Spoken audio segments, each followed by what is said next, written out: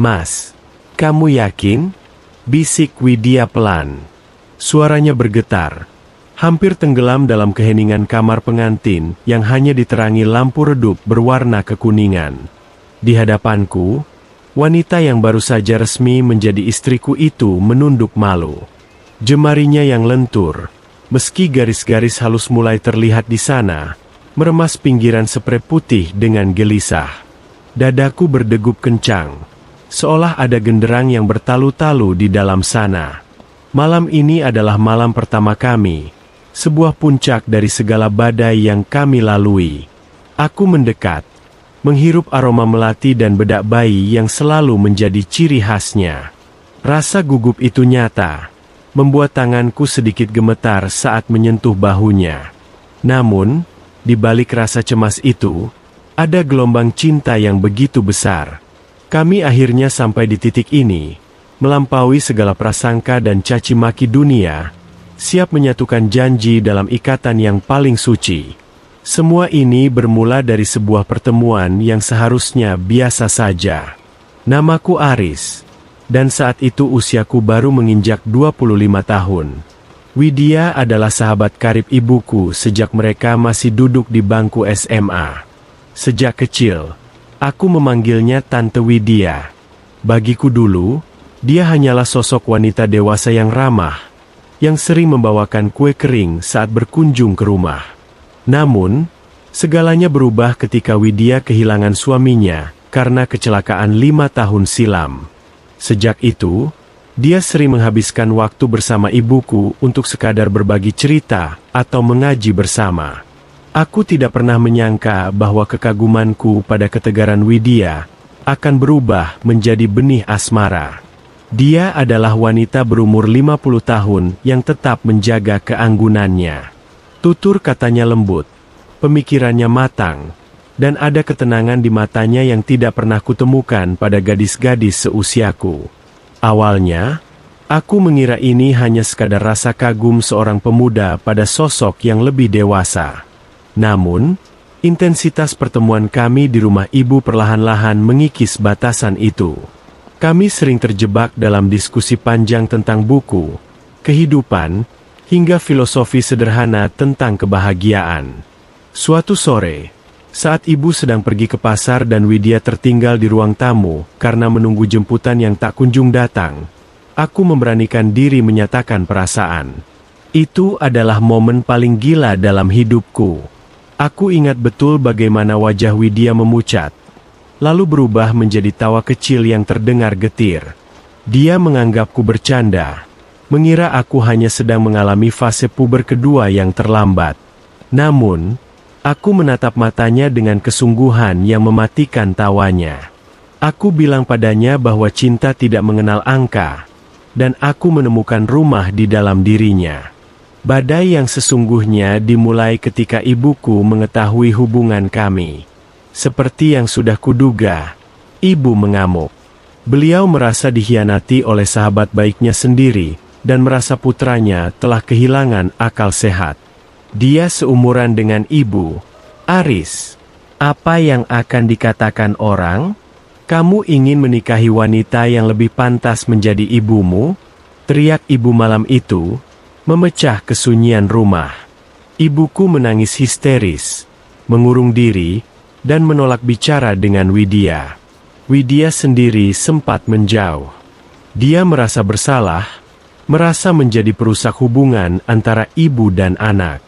Dia memintaku pergi, memintaku mencari gadis muda yang bisa memberiku keturunan dan masa depan yang normal.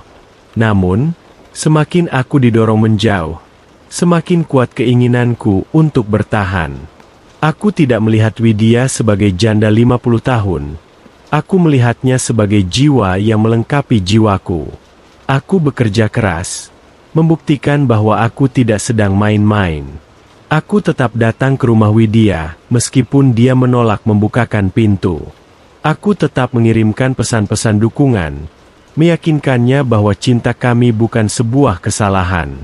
Aku berargumen dengan ibuku setiap hari, menjelaskan bahwa kebahagiaan tidak bisa diukur dari standar masyarakat.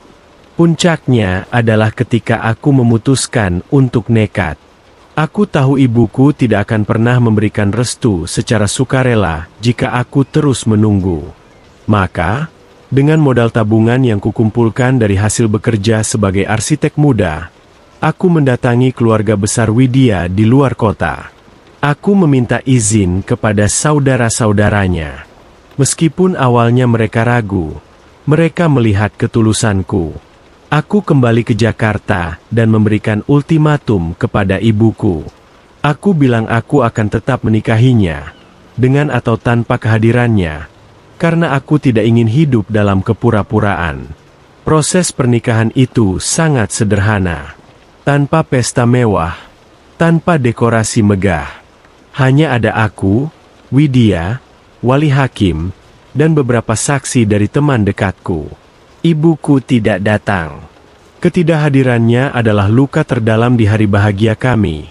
Namun genggaman tangan Widya yang erat saat aku mengucap ijab kabul memberikan kekuatan yang luar biasa. Saat kata sah menggema, air mata Widya tumpah. Dia tidak menyangka bahwa di usia senjanya, ada seorang pemuda yang rela mempertaruhkan segalanya demi memuliakannya dalam sebuah ikatan suci. Malam itu, setelah semua urusan administrasi dan syukuran kecil selesai, kami pulang ke apartemen kecil yang sudah kusiapkan.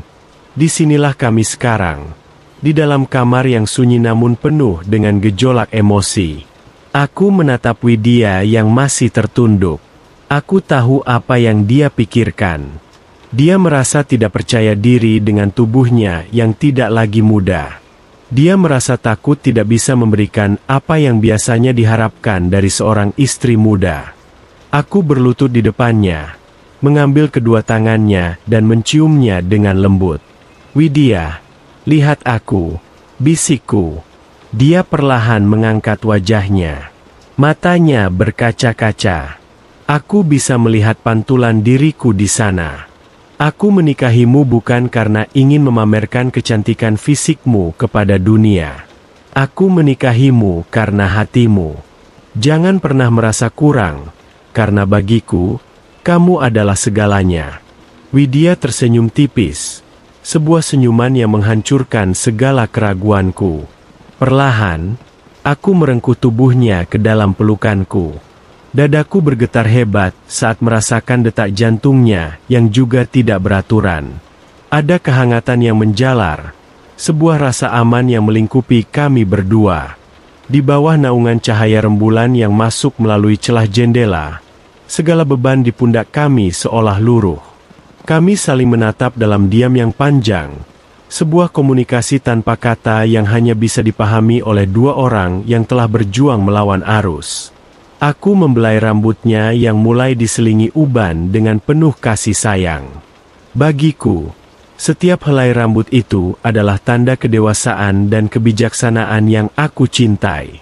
Aku mencium keningnya lama, menyalurkan segala rasa hormat dan perlindungan yang kumiliki. Dalam suasana yang penuh dengan kelembutan itu, rasa gugup yang tadinya menghimpit perlahan berubah menjadi rasa syukur yang mendalam. Kami menyadari bahwa malam ini bukan hanya tentang pemenuhan hasrat, melainkan tentang penyatuan dua jiwa yang telah sah di mata Tuhan. Dengan gerakan yang sangat sopan dan penuh kehati-hatian, aku membimbingnya. Tidak ada ketergesaan, yang ada hanyalah apresiasi terhadap satu sama lain. Kami akhirnya melangkah menuju keintiman yang lebih dalam sebagai suami istri, merayakan kemenangan cinta kami atas segala perbedaan dan penolakan yang pernah ada. Di malam pertama itu, kami tidak hanya berbagi raga, tetapi juga menyerahkan seluruh sisa hidup kami untuk saling menjaga hingga napas terakhir. Keesokan paginya, aku terbangun dengan perasaan damai yang belum pernah kurasakan sebelumnya. Widya masih terlelap di sampingku, wajahnya terlihat begitu tenang. Aku tahu jalan di depan tidak akan mudah. Masalah dengan ibuku belum selesai, dan gunjingan tetangga mungkin akan tetap terdengar. Namun, melihat wanita ini berada di sisiku, aku sadar bahwa keputusan nekat ini adalah hal terbaik yang pernah kulakukan. Kami akan menghadapi dunia bersama-sama, membuktikan bahwa cinta sejati tidak pernah terlambat, dan tidak pernah salah dalam memilih tempat untuk berlabuh.